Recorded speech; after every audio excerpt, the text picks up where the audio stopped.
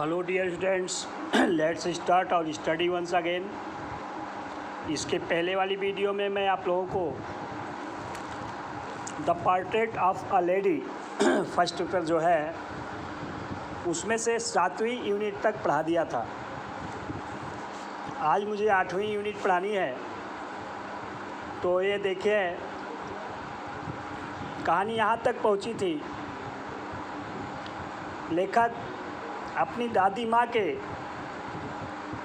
क्रियाकलाप के बारे में ही बताते हैं। पहले तो ये लोग देहात में थे, उसके बाद अपने मम्मी पापा के पास लेखक अपनी दादी माँ के साथ चले गए। शहर में पहुँचने पर उनकी दिनचर्या में थोड़ा सा परिवर्तन तो हुआ, लेकिन बहुत ज़्यादा अंतर किसी के व्यवहार में नहीं आ सकता है। किसी का व्यवहार स्थान बदलने से बहुत ज़्यादा परिवर्तित नहीं हो सकता है। जैसा कि लेखक की दादी माँ देहात में भी पूजा पाठ किया करती थी, भक्ति भावना से अपना जीवन यापन किया करती थी, जीव जंतुओं पर दया दिखाया करती थी, पक्षियों को, कुत्तों को भोजन करवाया करती थी। उसी प्रकार वह शहर में भी अपने कामों को जारी रखी। हमेशा अपनी माला को जो कंठी लिए रहती थी उसे फेरना, भजन गाना, चरखा चलाना, पक्षियों को भोजन कराना, ये सब शहर में भी उनका क्रियाकलाप जारी रहा। अब देखिए, बता रहे हैं, When I decided to go abroad for further studies, I was sure my grandmother would be upset। ये लेखक खुद अनुमान लगा रहे हैं कि जब ये शहर से भी बाहर किसी अन्य शहर में पढ़ने के लिए जाने का निश्चय किए, तो इनको लगा कि जब मैं जाने की बात कहूँगा तो मेरी दादी माँ अपसेट हो जाएंगी, परेशान हो जाएंगी। लेकिन जानते हैं, उम्र बीतने के साथ साथ धैर्य भी बढ़ता जाता है। किसी का धैर्य उम्र पर निर्भर करता है। अब वो चूँकि काफ़ी वृद्ध हो चुकी थी, बूढ़ी हो चुकी थी, तो उनका धैर्य भी बहुत बढ़ चुका था। वह किसी भी बात पर आधैर्य नहीं होती थी, भावुक नहीं होती थी। देखिए, कह रहे हैं, When I decided, जब मैं निश्चय किया। When the writer resolved, decided की दूसरी अंग्रेजी resolve, तय करना। जब मैं निश्चय किया to go abroad, go abroad मतलब दूर जाने का, विदेश जाने का। जब मैं बाहर निकलने का निश्चय किया फॉर फर्दर स्टडीज़, आगे के अध्ययन के लिए। जब मैं आगे के अध्ययन के लिए बाहर जाने का निश्चय किया, आई वॉज श्योर, लेखक कह रहे हैं कि मैं बिल्कुल निश्चित था, my grand mother would be upset, मेरी दादी माँ would be upset, would be disturbed, मतलब परेशान होती। लेखक का यह अनुमान था कि जब वो अपने अध्ययन के लिए बाहर जाते, घर छोड़ करके विदेश जाते, तो उनकी दादी माँ परेशानी महसूस करती। ये लेखक का अनुमान था। कह रहे हैं, When I decided to go abroad for further studies, I was sure my grandmother would be upset. जब मैं आगे के अध्ययन के लिए बाहर जाने का निश्चय किया तो मैं निश्चित था कि मेरी दादी माँ परेशान होती. Means it was the idea of the writer when he decided, when he would resolve to go abroad, to go outside the country for his further studies. It was sure that his grandmother would feel disturbed. लेखक कह रहे हैं कि जब मैं आगे के अध्ययन के लिए बाहर जाने का निश्चय किया तो मैं बिल्कुल निश्चित था कि मेरी दादी माँ परेशान होती. I would be away for 5 years.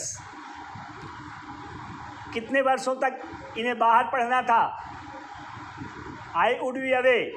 लेखक कह रहे हैं कि मुझे बाहर रहना पड़ता, मुझे दूर रहना पड़ता, मुझे दूर रहना था for 5 years. 5 वर्षों तक मैं 5 वर्षों तक बाहर रहता. Means the writer was going for his further studies for 5 years. He had resolved to study the course of 5 years in foreign country. And at her age, और उनकी उम्र में, उनकी आयु पर, दादी माँ की आयु पर, one could never tell, कोई भी व्यक्ति कुछ नहीं कह सकता था. कोई व्यक्ति उनकी उम्र के बारे में, उनकी आयु के बारे में कुछ भी नहीं बता सकता था, कभी भी कुछ नहीं बता सकता था. But my grand mother could, लेकिन मेरी दादी माँ समझ सकती थी कि उनकी उम्र लंबी है. यहाँ ये जो लिखा गया है कि लेकिन उनकी उम्र के बारे में कोई भी कभी कुछ नहीं बता सकता था. इसका मतलब कि लेखक को अंदाज़ा था कि 5 वर्ष के लिए वो बाहर जाएंगे तो 5 वर्ष के बाद जब वो वापस आएंगे तो उनकी दादी माँ उनसे नहीं मिलेंगी, वो इस दुनिया में नहीं रहेंगी. ये लेखक का अनुमान था, इसलिए वो ऐसा कह रहे हैं कि I would be away for 5 years. मैं 5 वर्षों तक दूर रहता. And at her age one could never tell, और उनकी उम्र के बारे में, उनकी आयु के बारे में कोई भी कभी भी कुछ नहीं कह सकता था, कुछ नहीं बता सकता था. But my grand mother could, लेकिन मेरी दादी माँ सकती थी. मतलब क्या? लेकिन मेरी दादी माँ अपनी उम्र के बारे में भली भांत सब कुछ जानती थी, अपनी उम्र के बारे में समझ सकती थी. She was not even sentimental.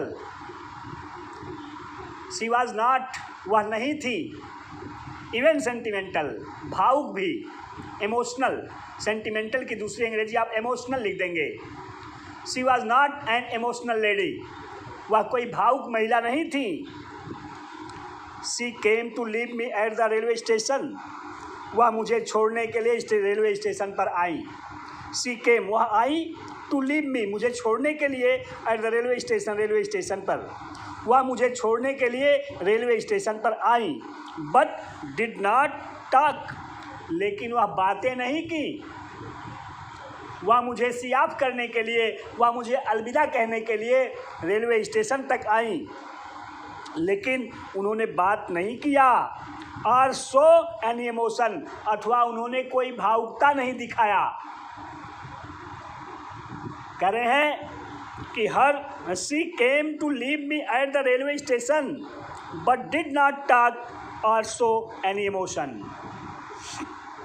वह मुझे छोड़ने के लिए, वह मुझे अलविदा करने के लिए, सियाफ करने के लिए रेलवे स्टेशन पर आई, लेकिन वह बातें नहीं की. Means she did not utter a word, वह एक भी शब्द नहीं बोली. or show any emotion. She did not express any type of sentiment. She was not an emotional lady. She was firm-minded lady. She was a lady of firm-mindedness. Her lips moved in prayer. She was on her routine, as she used to chant her psalms, chant her prayers.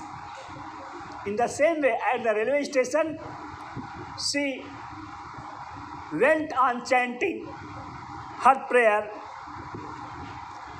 कह रहे हैं her lips moved, उनके होंठ हिलते थे in prayer, प्रार्थना में। मतलब प्रार्थना करते हुए वह अपने होठों को हिलाती थी। Her mind was lost in prayer, उनका पूरा मन, उनका पूरा मस्तिष्क प्रार्थना में ही खोया हुआ था।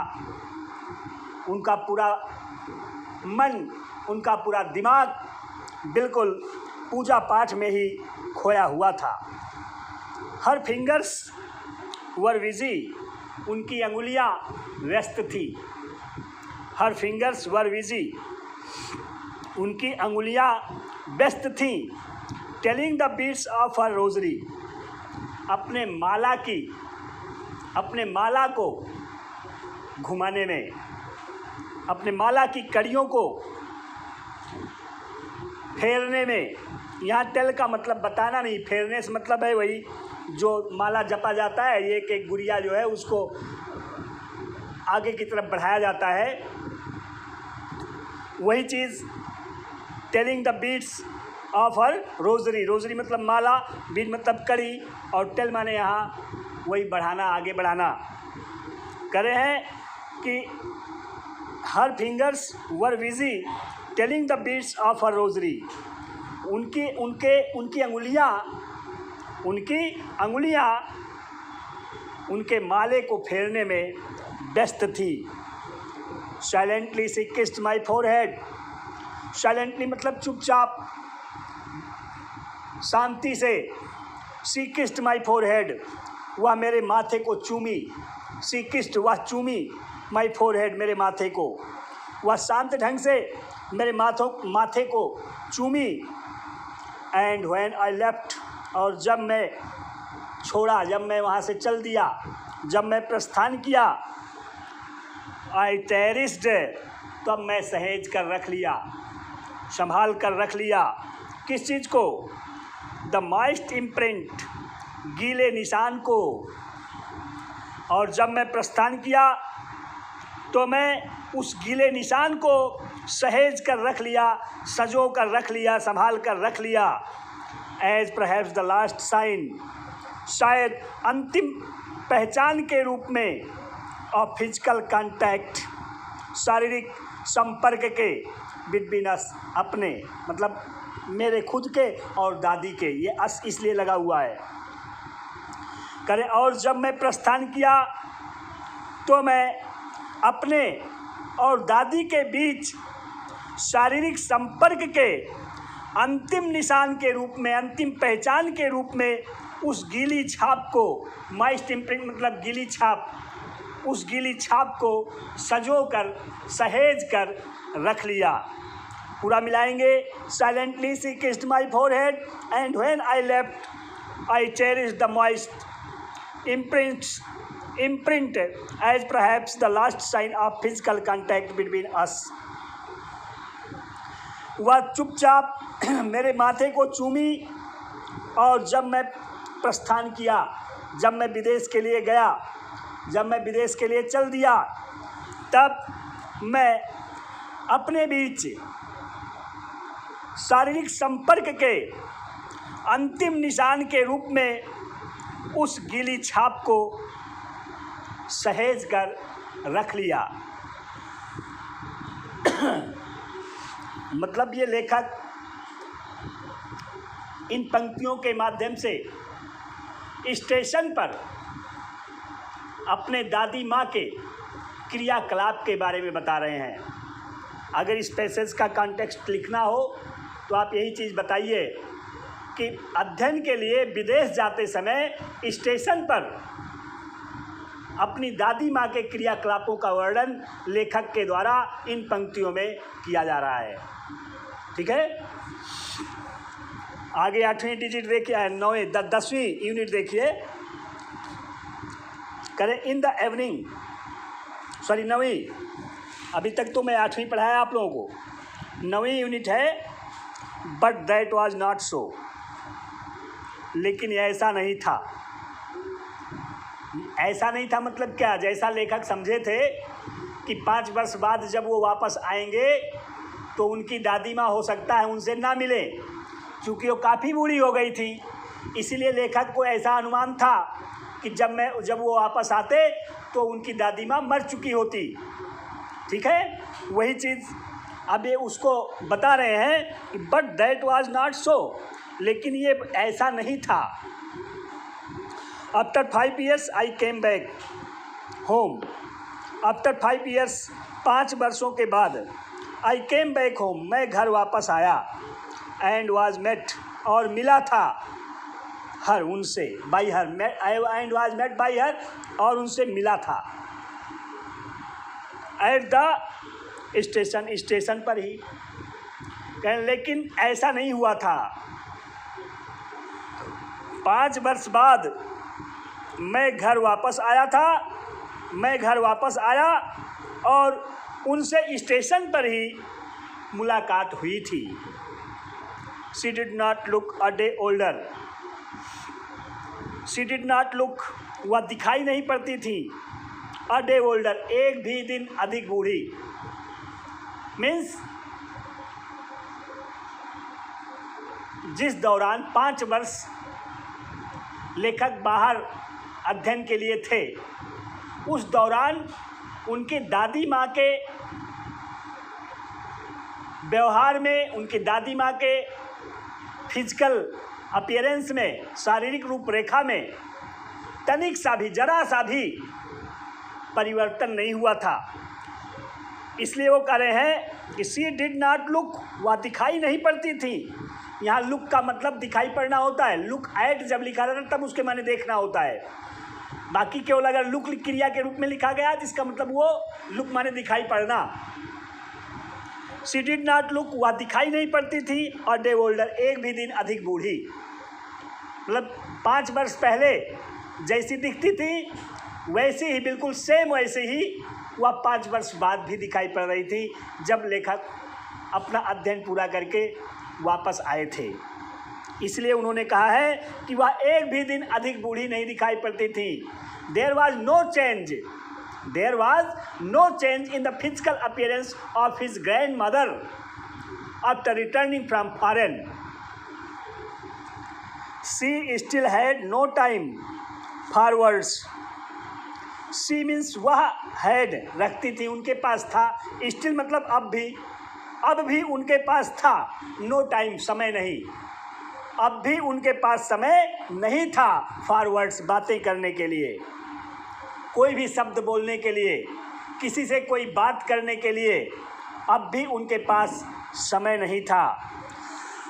एंड वाइल शी क्लैप्स्ड, और जब उन्होंने पकड़ा, क्लैप्स मतलब हाथ से जोर से पकड़ना, हाथ के माध्यम से जोर से किसी को जकड़ लेना, वो क्लैप्स पे होता है। एंड वाइल शी क्लैप्स्ड, और जब उन्होंने पकड़ा, हाथ से पकड़ा, मी, मुझे, इन हर आर्म्स, वही बात जो हाथ से पकड़ने की बात मैं बता रहा हूँ, अपनी भुजाओं में।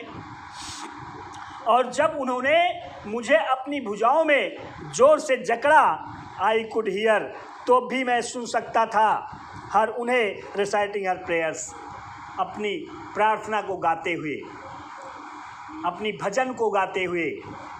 और जब वह मुझे अपने हाथों से जोर से पकड़ी, तब भी मैं उन्हें अपनी भजन गाते हुए सुन सकता था। मतलब singing the prayer, singing the psalms was a routine of the grandmother of the writer. She would always sing. her prayers.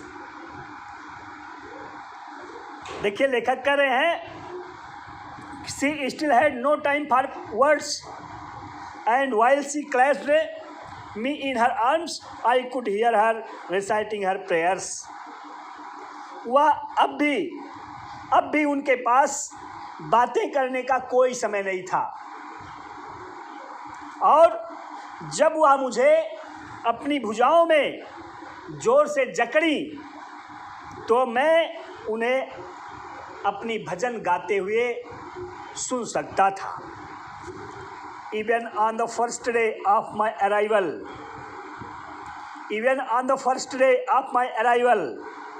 मेरे पहुंचने के पहले दिन भी हर हैप्पीएस्ट मोमेंट्स, उनके सबसे अधिक प्रसन्नतापूर्ण पल, उनके सबसे अधिक प्रसन्नतापूर्ण क्षण वर विद हर स्पैरोज, गौरवों के साथ ही थे. कह रहे हैं कि मेरे लौटने पर पहले दिन भी, मेरे वापस आने पर पहले दिन भी उनका सबसे अधिक सुखद क्षण उनके अपने गौरवों के साथ ही था. मेरे वापस आने पर पहले दिन भी उनका सबसे अधिक प्रसन्नतापूर्ण क्षण, उनका सबसे अधिक सुखद समय उनकी गौरवों के साथ ही था. whom she fed, जिन्हें वह खिलाई लांगर, अधिक लंबे समय तक, जिन्हें वह अधिक देर तक खिलाई, एंड विद फ्राइवोलस रेबुक्स, और थोड़ा से फटकार के साथ. फ्राइवोलस मतलब थोड़ा हल्का फुल्का, रेब्यूक मतलब फटकार, डांट फटकार, स्कोल्डिंग. कह रहे हैं कि मेरे पहुंचने पर पहले दिन भी, मेरे वापस आने पर पहले दिन भी उनका सबसे अधिक प्रसन्नतापूर्ण क्षण गौरवों के साथ ही था, जिन्हें वह थोड़ा फटकार के साथ अधिक देर तक खिलाई. ये इस तरह से 2 यूनिट हुआ. अंतिम वाक्य में फिर से बताता हूँ. Even on the first day of my arrival, her happiest moments were with her sparrows, whom she fed longer, and with frivolous rebukes. मेरे पहुँचने पर पहले दिन भी, मेरे घर वापस आने पर पहले दिन भी उनका सबसे अधिक प्रसन्नतापूर्ण क्षण गौरवों के साथ ही था, जिन्हें वह थोड़ा फटकार के साथ, जिन्हें वह थोड़ा से फटकारते हुए अधिक देर तक भोजन कराई, अधिक देर तक खिलाई. इस तरह से ये 2 यूनिट आपको मैं पढ़ाया, और ये दोनों यूनिट 8वीं और 9वीं आप लोग पढ़िएगा. ना समझ में आए तो वीडियो को बार बार देखिए, 2 बार देखिए. 2 बार में ना समझ में आए तो रोक करके 3 बार देखिए, 4 बार देखिए. किताब को अपने सामने रखिए, आवाज़ आप मोबाइल से सुनिए, वीडियो से सुनिए आवाज़, और किताब अपने सामने रखिए. इसी तरह से पढ़ाई हो पाएगी. बाकी अब ये मजबूरी का नाम जो होता है सब लोग जानते हैं, ये कोई पढ़ाई तो है नहीं, बस ये चल रहा है, चलने दिया जाए. धन्यवाद.